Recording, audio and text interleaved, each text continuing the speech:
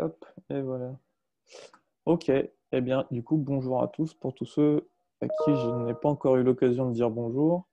Euh, pour me présenter rapidement, je suis Benjamin Lampérier, je suis co-gérant de la société Iteracode et puis je suis avec Marc Soubla, qui est coordinateur de projet chez Iteracode. Donc aujourd'hui, on va parler de Trello et on va vous présenter comment nous, on utilise Trello pour gérer nos projets. Ça va vous donner des pistes pour vous utiliser Trello au quotidien dans vos projets, etc. Euh, Juste Marc, si tu peux aller sur la page suivante. Alors c'est pour le faire en très rapide, hein. Pour ceux qui ne connaissent pas forcément Iteracode, notre métier c'est de développer des solutions web et mobile sur mesure. Et grosso modo, ça passe par 4 phases, à savoir les concevoir. Donc là, on va utiliser des outils plutôt type Lean Startup, Business Model Canva, faire des maquettes, des mock-ups, des sitemaps, de tout ça. On en parlera pas la semaine prochaine, mais dans 2 semaines, on a fait un sujet de webinaire sur comment tester ses idées. Donc, on présentera un peu tout ça à ce moment-là, sur quels outils vous pouvez mettre en place pour cadrer rapidement un projet, comment on le fait, comment on se donne quelques guides assez rapidement. Quand on a fait une phase de conception, on part sur le développement et nous, chez Iteracode, on tient beaucoup à l'agilité et aux itérations. Donc, c'est ce qu'on va en partie vous présenter là via Trello parce que c'est l'outil qu'on utilise, nous, pour gérer les projets au quotidien et du coup, faire avancer les cartes et faire avancer chaque fonctionnalité. Étape 3, savoir déployer comme il faut en prod, aller vite à mettre à jour son site. Ça, pour ceux que ça intéresse, on en parlera la semaine prochaine où je vous présenterai comment on déploie en utilisant des outils comme GitLab et Clever Cloud. Et puis, dernière étape, quand le projet est réputé en production, on le maintient et on le fait évoluer. Pour faire tout ça, on a une super équipe de 12 personnes réparties très inéquitablement entre Amiens et Paris, puisqu'on est 11 à Paris et 11 à Amiens et 1 à Paris. Voilà, vous voyez un peu les petites têtes de tout le monde. On est surtout une équipe de développeurs, hein, avec Marc qui est arrivé depuis environ 2 mois en tant que coordinateur de projet et du coup qui nous aide à structurer les choses et faire en sorte que tout avance comme il faut au bon moment. Voilà pour la petite présentation rapide. Je n'ai pas beaucoup plus de blabla à faire. Après, je passe la parole à Marc qui va vous parler de Trello. Ça marche. Donc, bonjour à tous. Donc moi, déjà, je vais me mettre sur... Je vais changer de partage d'écran. Je vais me mettre sur Trello. Voilà. Donc moi, pour me présenter, donc, je m'appelle Marc Soula. Donc, j'utilise Trello depuis à peu près 2 ans sur les projets auxquels j'ai eu affaire jusqu'à maintenant. Ce qui est bien, c'est que j'ai pu utiliser Trello sur des projets de taille très variable, que ce soit sur des petits projets de quelques semaines, ou le plus gros, ça a été sur un projet qui a duré presque 1 an et demi. Donc au final, j'ai une vision assez globale de l'utilisation de Trello sur différentes tailles de projets et différentes complexités, etc. Donc le sujet du moment, donc Trello, on va vous le présenter dans sa version de base, donc dans sa version gratuite. J'évoquerai les avantages qu'il pourrait y avoir à passer aux versions Gold et Premium à la fin de la présentation. Mais voilà, pour l'instant, on va se concentrer sur la base et la version gratuite. Donc, pour commencer, Trello, qu'est-ce que c'est? Donc, à la base, c'est quand même un outil qui a été créé pour la gestion de projets agiles. Donc, pour soutenir les gestions de projets Scrum. Donc, pour ceux qui connaissent, pour ceux qui connaissent pas, Scrum, qu'est-ce que c'est? C'est une gestion, enfin, c'est la référence en gestion de projet agile. Pour faire simple, c'est développer un projet en lot de fonctionnalités sous forme d'itération de 2 à 4 semaines. Voilà, donc si vous voulez plus d'infos sur Scrum, peut-être qu'on fera un webinaire à l'occasion. Sinon, sur Internet, il y a pas mal d'infos. C'est vraiment la gestion de projet agile de base qu'on entend partout et qui fonctionne le mieux généralement. Donc, c'est aussi Trello, il est très utile pour cette gestion de projet. Aussi pour le Kanban. Donc, Kanban, c'est une gestion de projet plus au fil de l'eau. C'est-à-dire qu'on prend une carte, enfin une fonctionnalité, on la développe, on va jusqu'au bout du processus, on la teste, on la déploie, et on fait ça pour chaque fonctionnalité. Donc, en fait, c'est une gestion de projet qui est tirée du milieu à la base. Ça ne vient même pas de l'informatique. Ça vient du milieu automobile, je crois, dans la gestion des processus de fabrication de pièces automobiles. Et ça a été adapté, repris en informatique sous forme d'une gestion de projet agile. Et donc, c'est quelque chose qui fonctionne aussi très bien. Et généralement, Scrum, on l'a en début de projet. Au bout d'un moment, quand il n'y a plus assez de contenu pour faire du Scrum, on passe en Kanban quand il y a une petite fonctionnalité qui arrive, on peut la développer comme ça d'une traite.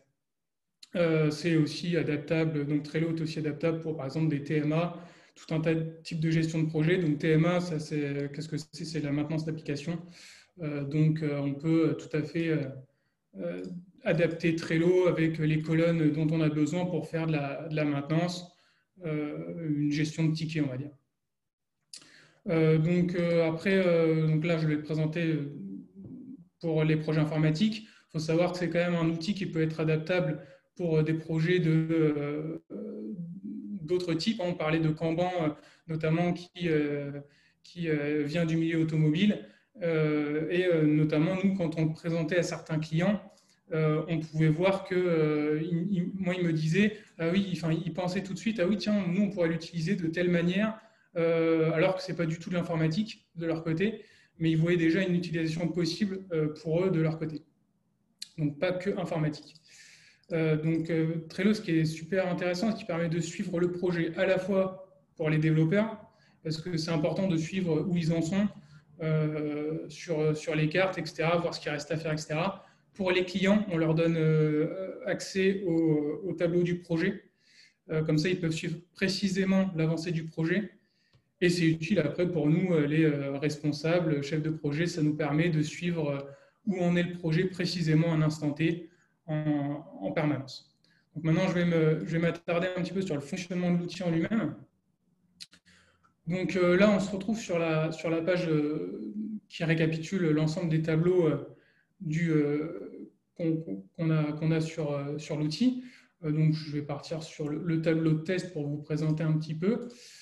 Donc, ce qui est génial avec Trello, c'est qu'on a à la base trois points à savoir, c'est-à-dire les tableaux, les colonnes et les cartes. C'est vraiment basé sur ça à la base. Donc, les tableaux, généralement, ce qu'on fait, c'est un par projet. Si le projet est vraiment très gros, ce que je faisais moi sur mon très gros projet, c'est que c'était un tableau par sprint. Donc, sprint de développement, c'est-à-dire pour 2 semaines à 4 semaines de développement. Ensuite, on a les colonnes. Donc, comme vous pouvez le voir, donc les colonnes qui nous permettent de nous adapter aux besoins de la gestion de projet et du projet en cours. Et les cartes qui représentent une fonctionnalité. En fonctionnalité qu'on appelle aussi user story pour ceux qui connaissent la gestion de projet agile. Donc, c'est en gros une description fonctionnelle d'un besoin utilisateur.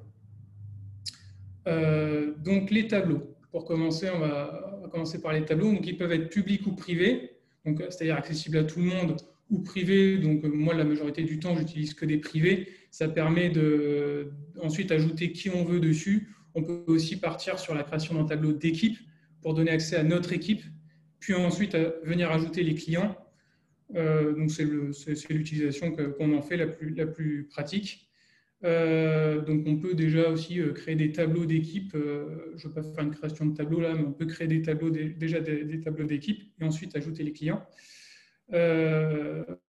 Donc voilà, pour les tableaux, il n'y a pas grand-chose à savoir. Bon, il y a différents paramétrages. On peut dupliquer un tableau, on peut ajouter des options dessus qu'on verra dans un second temps, rechercher des cartes dessus, changer le fond. Il y a plein de petites choses qu'on peut faire dessus. Mais voilà, globalement, c'est un tableau pour un projet, c'est le truc important à retenir pour commencer. Ensuite, les colonnes. Donc, les colonnes, ce qui est top, c'est qu'elles sont entièrement personnalisables. À la base, quand vous créez un tableau, il est vide. Il n'y a aucune colonne, il n'y a rien du tout. Vous créez les colonnes dont vous avez besoin en fonction, généralement, pour un projet informatique, en tout cas, de votre méthodologie de projet. Donc, si on est en Scrum, là pour le coup, je vous présente un tableau Scrum. Donc, avec les colonnes qui vont bien, dans l'ordre qui vont bien. Si vous passez en Kanban, vous pouvez déplacer les colonnes, modifier le titre. C'est extrêmement facile à faire, rapide et très simple. Donc ça, c'est top. Donc ensuite, la fonctionnalité vraiment essentielle de Trello, ça va être les cartes. Donc les cartes, comme je le disais, qui représentent une fonctionnalité, qui représentent des fonctionnalités. Donc là, par exemple, prenons l'exemple d'une carte. Donc elle va pouvoir déjà évoluer de droite à gauche. Donc il faut savoir que là, par exemple, nous, dans notre tableau Scrum, on a le backlog, c'est-à-dire la liste des cartes, des fonctionnalités. Le sprint backlog, donc c'est-à-dire les fonctionnalités qui sont sélectionnées pour le sprint en cours. Et ensuite, c'est le développeur qui dit cette carte-là, je la prends, elle est en cours, en développement, elle est finie, je l'ai finie, elle est faite à tester par le client. Et ensuite, c'est validé, hop, en production. Et dans ce cas-là, nous, on la stocke dans une colonne, dans notre dernière colonne, pour garder un suivi. On peut archiver les cartes, mais nous, on préfère les garder en visibilité et les stocker dans la colonne en production. Donc la carte, donc on voit déjà qu'on a plusieurs informations déjà sur le tableau directement. Donc on a les labels, on a le titre, on verra le numéro de la carte. Ça, c'est une incrémentation automatique grâce à un power-up que je présenterai après. Donc ça, ce petit power-up, c'est une petite fonctionnalité supplémentaire très intéressante et il y en a des tonnes de petits power-up. C'est très pratique. J'en présenterai plusieurs dans un second temps. Et donc, on va ouvrir une carte et donc, on se retrouve avec cette interface. Donc, on a le titre de notre carte, donc de notre fonctionnalité, je le rappelle. On met les étiquettes qu'on veut. Moi, personnellement, c'est quelque chose que j'adore, les étiquettes, parce qu'à la fois, c'est très parlant et on les voit tout de suite quand on est là. Donc, en une seconde, on sait de quel sujet parle la carte. Donc, les étiquettes sont là, elles sont entièrement personnalisables. On met la couleur et la catégorie, on va dire, qu'on veut. Et comme ça, on s'y retrouve très facilement. Une description donc, qui nous permet de décrire tout le besoin de la carte, description fonctionnelle, mais qui, idéalement, si on peut donner des détails techniques, toutes les informations sont importantes à mettre dans cette description. Et ensuite, on a toute l'activité avec le détail ou non. Bon, là, pour le coup, il n'y a rien puisque c'est une carte neuve. Mais voilà, on peut, ce qu'on peut faire, c'est aussi notamment commenter les cartes et notamment mentionner, bon là il n'y a personne sur le tableau donc je ne peux pas mentionner quelqu'un, mais admettons si je mets arrobas le nom de la personne, je peux le mentionner, comme ça lui il va recevoir un mail et je peux lui dire il y a un souci sur cette carte ou je peux échanger avec lui via ce système. Ça c'est plutôt pas mal. On peut faire pas mal de choses, on peut suivre les cartes, archiver la carte, la copier, la déplacer, différentes actions sur la carte. Donc, c'est un outil très souple. Donc, ensuite, je vais présenter les petites fonctionnalités qui sont sur le côté ici. Donc, on peut rejoindre la carte. Donc, rejoindre la carte, ça veut dire qu'on va se mettre dessus, on indique aux autres qu'on est sur cette carte.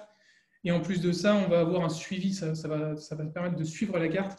Et s'il se passe quelque chose sur la carte, si le client met un commentaire ou quoi, on va recevoir un mail.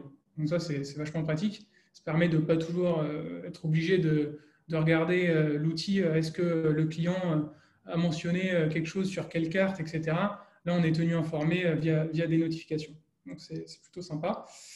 On peut décider d'ajouter d'autres membres sur la carte pour un chef de projet ou si on affecte la carte à quelqu'un. Le fameux système d'étiquette, donc que moi je trouve que c'est l'un des trucs les plus sympas parce que ça donne vraiment de la visibilité. Ensuite, on a un système très intéressant de checklist. donc checklist qu'on ajoute. Et ça permet de décomposer la fonctionnalité en différentes tâches, donc tâche 1, 2, etc. Et ensuite, comme ça, le développeur, lui, va pouvoir cocher, pendant qu'il est en train de faire son développement, il va pouvoir cocher. Là, j'ai fait ma tâche numéro 1. En plus, il y a la petite barre qui est plutôt sympa. On voit qu'il a fait 50% de la carte. Et comme ça, on voit qu'il a un suivi très précis de ce qu'il a à faire et d'où il en est en permanence. En plus, on a un petit récap ici en vue tableau du nombre de tâches restantes à faire sur la carte. S'il y en a 10, voilà, on va voir qu'il voit exactement où il en est en un coup d'œil sur cette carte. Donc ça, c'est un système aussi vraiment très intéressant. En plus, dans une version payante, on peut affecter une tâche, des sous-tâches à des développeurs. Donc ça peut être aussi intéressant si on décide de passer à la version payante, version premium. On peut aussi donner une date, un délai sur la tâche en question. Mais voilà, tout ça, c'est du plus. Nous, on utilise beaucoup déjà la date limite, justement. Donc, la date limite sur une carte, ça permet de dire, par exemple, il y a une livraison à faire sur cette date. Nous, on l'utilise pour beaucoup de choses. Hein. Dès qu'il y a une date clé sur la carte, une livraison, un point d'attention, une relance à faire pour le client, etc., nous, on utilise ce système. Donc, on met une date. Hop, si je mets à midi, hop, je l'enregistre, ça met la date limite. Elle s'affiche aussi ici. Et donc, après, on peut la cocher ou pas si ça a été fait. Et la modifier à tout moment. Donc, ça, c'est plutôt pas mal. Et on va voir que là, par exemple, là, j'ai mis demain. Mais si on mettait aujourd'hui, par exemple, là, on voit qu'on n'est pas loin d'arriver à la date limite, à moins de 24 heures. Elle se met en jaune. Donc, ça permet d'avoir, attention, là, il y a un truc qui arrive bientôt sur cette carte. Et si ça devient rouge, c'est qu'on a dépassé la date limite qu'on s'est fixée. Et donc, ça permet de vite réagir aux besoins. Voilà. Ensuite, on peut rajouter tout un tas de choses intéressantes comme des pièces jointes. Ça, c'est vachement pratique. Ça permet généralement, nos clients, ils nous donnent des PDF, des PowerPoint, etc. pour expliquer une fonctionnalité. Bah là, pour éviter de la stocker je ne sais pas où, de la perdre et de redemander au client, mince, on a perdu votre document ou alors il faut aller chercher dans le mail. Bah là, on la met sur la carte et hop, on la retrouve en une seconde. Donc ça, c'est top. Bon, image de couverture, c'est du gadget. Il n'y a pas trop de... C'est juste pour faire joli. Donc voilà, ça, c'est l'essentiel des fonctionnalités qu'on a sur les cartes. Ensuite, je vais parler des power-ups, justement. Donc, on a juste en dessous. Donc, qui peuvent être utiles pour l'ensemble du tableau ou pour des cartes ou sur des cartes précises. Alors, des power-ups, il y en a des tonnes. En fait, c'est des petites gadgets supplémentaires qui permettent de faire différentes actions. Nous, les essentiels qu'on utilise, ça va être card size. Card size, ça permet d'estimer les cartes. Donc là, par exemple, on voit que celle-là n'est pas estimée. On va aller sur notre power-up card size et on va pouvoir estimer le temps de notre carte. Alors, on peut faire une estimation journalière, ou une estimation sous forme de vélocité, ce qu'on utilise généralement en Scrum. Nous, on fonctionne plutôt en jour parce qu'on trouve ça plus pratique, mais voilà, adapté aux besoins. On met le temps, l'estimation. En plus, elle s'affiche ici en haut, donc et pareil, on l'a derrière ici aussi. Et juste à côté, le développeur indique son temps passé sur la tâche. Comme ça, nous, on a un suivi très précis en permanence. Si on voit qu'une carte est à 2 sur 2, bon, bah, c'est normalement qu'elle est finie. Si on commence à dépasser, là, on va se poser la question, tiens, comment ça se fait qu'il y a un problème sur l'estimation de base? Ça va permettre de rapidement pouvoir se retourner en fonction de la situation. Donc ça, c'est super pratique. Et le deuxième vraiment important, c'est celui que j'ai déjà évoqué au début, c'est la numérotation automatique.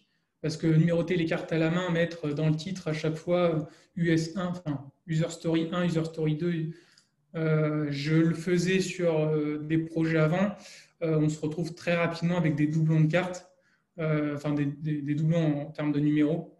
Et ça devient rapidement compliqué quand on a 2, 3, 4 cartes qui ont le même numéro et on se dit, ouais, on se noie. Donc en fait, cette numérotation automatique, dans tous les cas, il n'y aura jamais de doublon. Et ça, c'est top. Du coup, vraiment, vraiment très important. Dans tout ce qui peut être power-up complémentaire, on peut retrouver. Alors nous, on a installé Team Gantt. Alors, ça, je l'ai juste essayé il n'y a pas longtemps.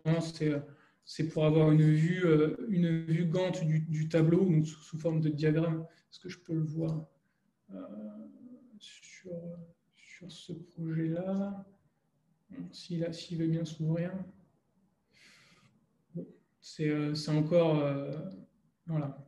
Là, on voit que, par exemple, pour un projet, on peut avoir une vue comme ça, sprint 1, on voit hop, tout de suite date de début, date de fin. Pareil, enfin, voilà, on a une vue au niveau des dates qui est plutôt sympa. Après, on a tout un tas de compléments, de power complémentaires comme Google Drive pour pouvoir faire des liens avec des documents Google Drive, Carte Mirror qui permet de dupliquer en synchronisation des cartes sur différents tableaux, etc. Donc on a vraiment carte relationship pour lier des cartes entre elles. Il y a vraiment tout un tas de choses. Alors j'ai pas forcément moi tout utilisé, c'est vraiment au besoin. Il faut savoir que les power-up, ils sont en quantité limitée pour la version gratuite. Donc, on est limité à la base à un seul power-up, donc ça fait un peu maigre. Après, en version Gold, on en a 3. Et la version Gold, on peut l'obtenir en invitant des gens, des extérieurs à s'inscrire sur Trello. Donc, nous, en invitant des clients, on a obtenu des mois d'abonnement Gold. Ça nous permet d'avoir 3 power-up et pour l'utilisation qu'on en a, c'est suffisant. Mais voilà, si vous prenez la version premium, vous aurez accès à tous les power-up et il y a moyen de pas mal s'amuser parce qu'il y en a pas mal. Et il y en a qui sont très utiles. Je pense notamment à la limite de la liste aussi, qui est très intéressante, qui permet de donner en fait une limite. C'est pas normal, par exemple, si en développement, il y a 3 cartes. Parce que le développeur, il ne peut pas être sur 3 cartes à la fois, ça n'a pas de sens. Donc, ça veut dire qu'il y en a 2 qui sont bloquées. Et à partir de, je sais pas, au-delà de 3, il faut peut-être se poser la question comment ça se fait que ces 2-là sont bloqués. Voilà, par exemple. Donc voilà pour les power-up. Et donc là, déjà, j'ai fait le tour vraiment des fonctionnalités essentielles de Trello. Donc, on pourrait rentrer dans pas mal de détails, notamment, je pense à cet outil qui s'appelle Butler, qui est accessible à partir de Gold et plus spécifiquement en Premium. Je crois qu'il y a des fonctionnalités supplémentaires qui permet de faire de la gestion automatisée de différentes choses, mais moi j'avoue que je ne l'utilise pas, donc je ne pourrais pas le présenter. Mais je sais que Trello, ils le mettent beaucoup en avant pour faire de la gestion automatisée par exemple, au bout d'un moment, la carte va toute seule se mettre dans telle colonne. Enfin, je sais qu'on peut faire pas mal de choses, mais je n'ai jamais eu pour l'instant à l'utiliser. Donc, pour l'instant, je ne vais pas le présenter, mais voilà, ça peut être un gros sujet. Donc voilà pour l'essentiel. Donc ensuite, pour aller plus loin, comme je vous disais, donc il y a les versions Gold et Premium. Donc la version Gold, elle permet notamment d'avoir accès à 3 power-up, de mettre par exemple des fonds personnalisés. Là, on voit qu'il y a une photo de base qui se met derrière les tableaux par défaut. La version Gold permet notamment de modifier ce fond. Donc voilà, ça peut être intéressant. La limite, ce qui est intéressant, c'est aussi la limite des pièces jointes. 250 MO en version Gold. Je ne sais pas du tout en version gratuite, par contre. Je pense que ça doit être dans les 10 seulement. Donc ça, c'est sympa, 250 MO. Si on commence à avoir des fichiers plus gros que ça, mettre en pièce jointe, c'est quand même bizarre. Mais de toute façon, je crois qu'en premium, c'est limité. Donc voilà. On peut apparemment sauvegarder les recherches, parce qu'effectivement, je ne l'ai pas présenté, mais il y a une belle recherche qui permet de retrouver tout ce qu'on veut sur les tableaux qu'on veut. Alors, on peut rechercher, j'imagine, toutes les cartes qu'on veut sur les tableaux qu'on veut. Alors, je crois qu'il y a des systèmes pour chercher que sur un tableau. Là, par exemple, si on va en savoir plus, on voit que pour chercher sur un tableau spécifique, on met l'ID du tableau, la recherche, et ça va permettre de chercher une carte sur ce tableau spécifiquement.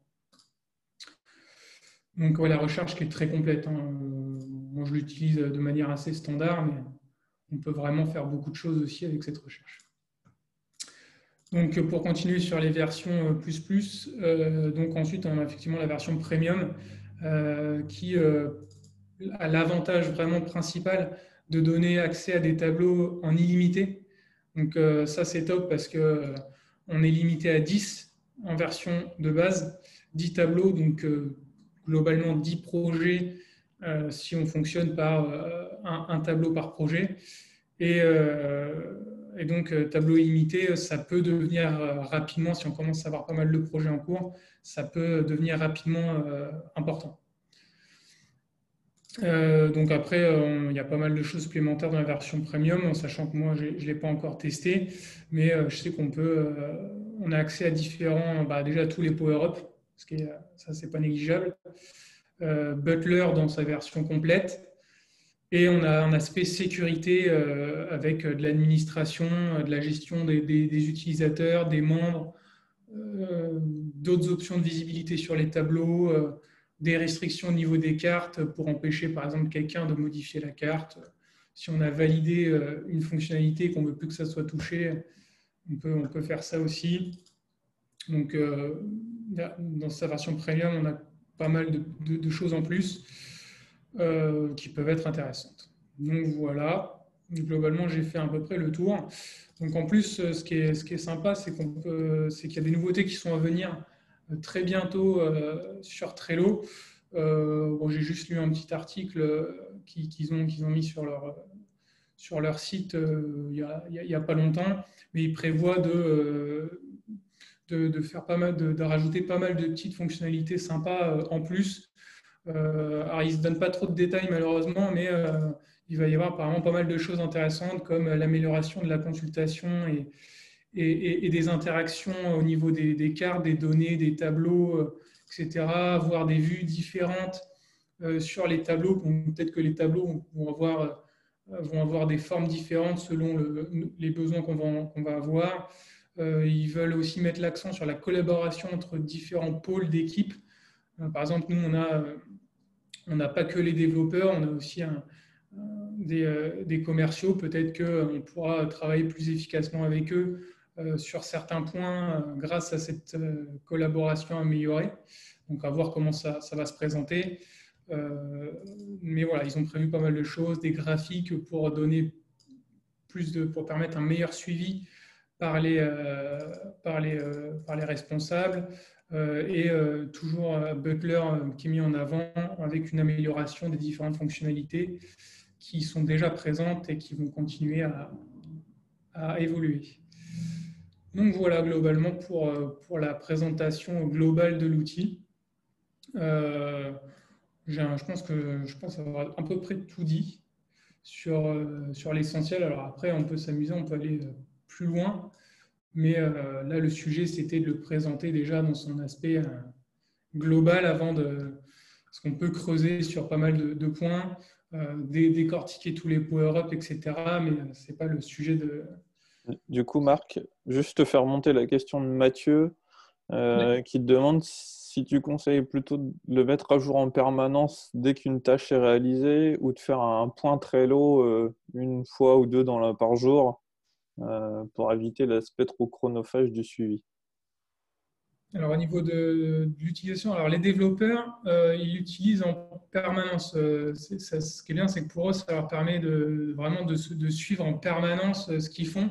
Donc, s'ils passent, alors oui, ils ne vont pas mettre toutes les 10 minutes à jour le tableau, mais chaque demi-journée ou fin de journée, hop, ils s'imputent sur la fonctionnalité en cours et ils la font bouger d'une colonne à l'autre en fonction de ce qu'ils ont fait. Donc, je ne sais pas si ça répond à la question.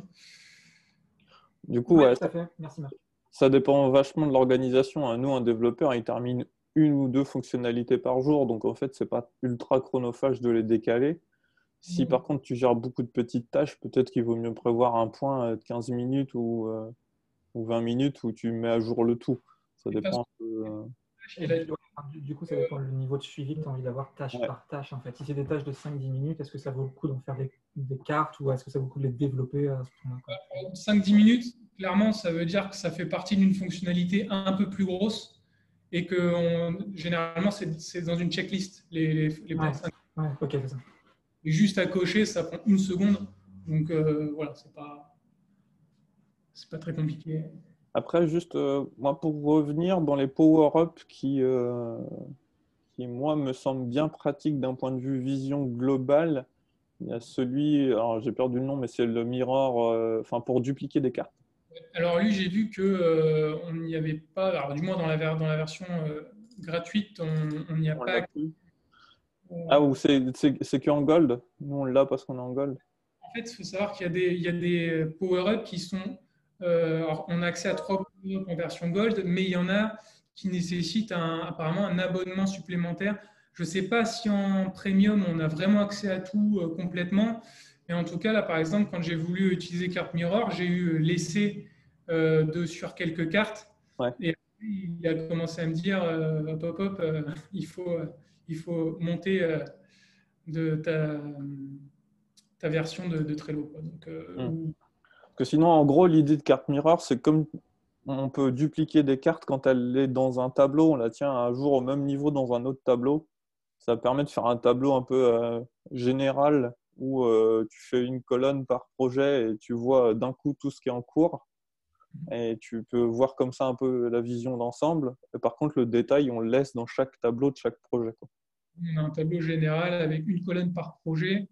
Généralement, dedans, je mets les sujets du moment, les sujets importants. S'il y a une mise en prod, je vais créer une carte. Donc, c'est plus du tout utilisé en mode Scrum, c'est utilisé en mode une colonne par projet, juste pour suivre les trucs importants.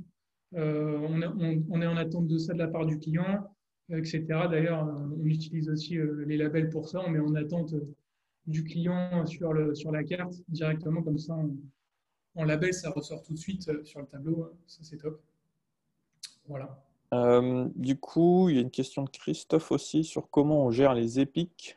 Est-ce qu'on utilise la version cloud ou la version on-premise, pardon, et du coup, quid de la confidentialité des données? Alors, pour répondre sur la question des épiques, un épique, normalement, c'est une feature qui est trop grosse et qui est censée être décomposée en sous-features. Donc déjà, donc on peut faire ça avec un power-up, mais idéalement, mieux vaut faire la décomposition en amont, de rentrer les cartes sur Trello. Donc tu vas décomposer, je ne sais pas, ta feature, ton épique en trois sous-cartes, et tes sous-cartes, tu vas les mettre, enfin tes cartes, tu vas les mettre sur Trello. Mais il y a effectivement le Power-Up Card Relationship qui permet de lier des cartes et des sous-cartes et de faire une forme de hiérarchie. Donc, bon, je ne l'ai jamais utilisé, donc je ne pourrais pas présenter plus que ça. Mais effectivement, tu peux avoir ton épique et derrière, ta hiérarchie, tes trois sous-cartes qui sont liées. D'ailleurs, je ne sais même pas si on ne peut pas aussi inclure des sous-cartes. Alors ça, je me souviens, je le faisais dans mon projet précédent, mais ça date un petit peu. Mais on peut lier des cartes. Nous, souvent, on détaille les cartes et puis par contre, on leur met la même étiquette, quoi. S'il y a une grosse épique sur la gestion, je sais pas, gestion des articles, dans lequel il y a besoin de 4 cartes pour ajouter, modifier, supprimer, etc. Ils ont toutes une étiquette commune et puis ensuite, on fait des cartes standards. Avec la version gratuite, on arrive à lier des cartes sur une carte une seule carte, donc il faudrait rechercher, mais ça doit pouvoir se faire, même comme ça. Ok, mais par étiquette, ça paraît en effet plutôt sympa. Ouais, les étiquettes, c'est suffisant, hein, souvent. C'est ma fantaisie. Je parlais de ma question sur la confidentialité des données. Vous disiez tout à l'heure que vous partagiez des données avec vos clients, ils ont accès à vos boards, c'est super. Par contre, si vous utilisez la version cloud, est-ce que vous avez entièrement confiance je sais pas, au système, notamment si les données sont confidentielles, qu'elles partent pas, je ne sais sur quelle plateforme américaine ou autre. Ça, c'est ma petite question parano, comme je disais dans le commentaire. Alors, en fait, maintenant, Trello, ça appartient au groupe Confluent, enfin, au même groupe que Confluence, Jira et compagnie, et Bitbucket, du coup. Donc, il faut avoir le même niveau de parano que quand on stocke son code source dans Bitbucket. Mais donc, nous, on met des docs dedans. Après, on ne met pas forcément des docs confidentiels et des trucs très poussés. On a un OnCloud qui est du stockage de documents sur un serveur à nous pour les trucs un peu plus clés. Ou type l'avant-projet avec des specs complètes, les devis, genre de trucs. On ne partage pas forcément dans le Trello, mais dans un stockage de documents à nous. Et ce qui reste dans le Trello, ça va être les maquettes, des infos comme ça. Donc on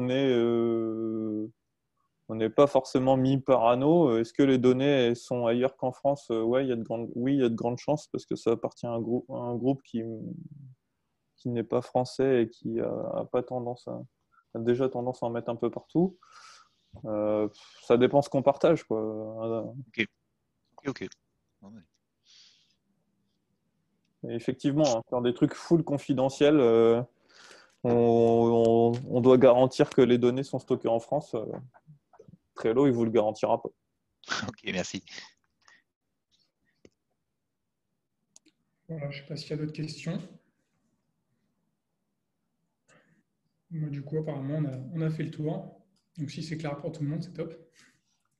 Si vous avez pu utiliser Trello. De toute manière, on a enregistré cette petite conférence, donc on vous enverra un mail avec le replay et ce qu'on s'est dit. Ah, tiens, Julien, tu me demandais si on synchronise juste GitHub et Trello. Alors nous, on utilise GitLab, mais c'est à peu près pareil. Non. Voilà. Enfin, en fait, si ce que les gars reprennent, c'est le numéro de la tâche. On a essayé Avant, on utilisait les tickets, enfin les issues dans GitLab pour suivre les tableaux, pour suivre les projets. Ça a un inconvénient, c'est que si ton client, c'est pas quelqu'un qui maîtrise GitLab et qui est à l'aise avec ce genre d'outils, juste il n'y va pas. Donc on est revenu à une vue plus simple. Alors ouais, il y a des power-ups pour le faire, mais en fait, pour l'instant, ce que les gars font, c'est comme chaque carte a un numéro unique. Si déjà on est d'accord sur le numéro des deux côtés, on arrive à y voir clair, quoi. Mais les power-ups font pas mal de trucs. Et ouais, nos boards, ils sont ouverts aux clients. Donc sur le board, il y a l'équipe Iteracode et on les ouvre aux clients. Donc chaque client a accès au board de son projet. Donc c'est pareil, ça nous incite à garder moins d'infos techniques et plus d'infos métiers plus fonctionnelles. On essaye d'éviter dans GitLab, on va avoir des merge requests, des trucs comme ça. On n'a pas forcément besoin d'afficher ça. Ça doit plutôt être représenté par les colonnes, de dire est-ce qu'on est en cours de développement, est-ce que c'est présent sur l'environnement de test. Après, le détail du nombre de commits GitLab, c'est moins important. On a encore quelques projets où on fait tout le suivi dans GitLab, mais parce que là, on a des interlocuteurs en face qui sont aussi des équipes techniques. Mais ce qui est bien, c'est que par rapport à d'autres outils, ça c'est très user-friendly. Donc pour les clients, je leur présente en 15-20 minutes et ils en savent suffisamment pour voir l'avancée du projet, pour échanger avec nous, etc. C'est- Je suis pas sûr que d'autres outils soient aussi rapides à présenter et efficaces pour des non-informaticiens. Et est-ce qu'on en a essayé d'autres? Alors moi, j'ai essayé Monday. Alors, j'ai pas accroché. Alors, peut-être que ça marche bien dans certains cas, mais moi, j'ai pas accroché. J'ai pas accroché à l'interface. Je sais pas, j'avais du mal. C'est à peu près le même principe hein, de créer un tableau avec les colonnes qu'on veut, etc. Mais on visualise un peu moins les choses. Euh, Asana, j'ai pas testé. Par contre, dans certains projets, on avait testé Jira. Il y a déjà un petit moment, on avait des équipes qui bossaient avec Jira. Pour le coup, L'utiliser sur des gros projets. ouais. Et je ne sais pas à quel niveau vous l'utilisez, mais c'est vrai que c'était une usine à gaz. Hein. Quand je l'ai utilisé, il fallait 2 jours de formation, je dirais, à la limite. Ouais, après, c'est toujours le même problème. Euh, c'est comment on va structurer votre projet en interne, quoi. Nous, on le fait là, comme ça, avec ces colonnes-là. C'est pas la version initiale. Avant, on avait plus de colonnes, on avait plus de choses. Mais en fait, l'important, c'est que ça représente ce qui se passe dans la vraie vie, quel que soit l'outil, en fait. Si vous, en plus, il y a des étapes obligatoires où systématiquement, ça doit passer je sais pas, par quelqu'un du design ou ce genre de choses, il faut que ce soit représenté. Là-dessus, Kanban, ça peut vachement aider d'aller voir de la documentation là-dessus. Euh, Plutôt la doc hors informatique, la doc de comment on fait dans une usine, comment on fait dans un atelier de suivi de production quand il y a plein d'étapes. Et une fois que vous avez un process un peu rodé de comment on veut gérer le projet, là, on regarde quel outil est dispo pour faire ça. L'avantage de Trello, c'est qu'on peut tout faire. L'inconvénient de Trello, du coup, c'est qu'on peut tout faire.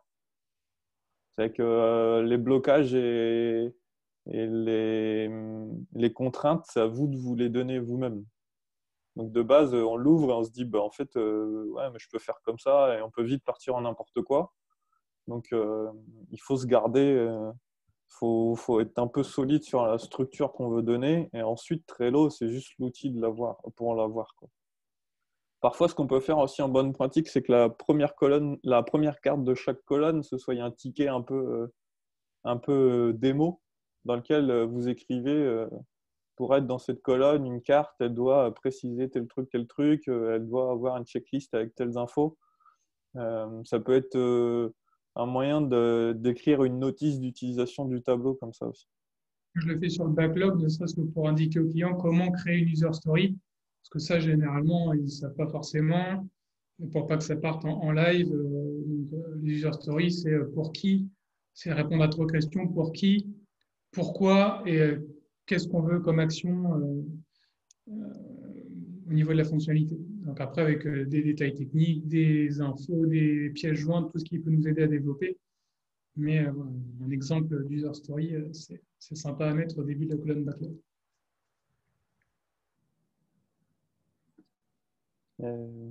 Voilà. Je pense qu'on a fait à peu près le tour de toutes les questions.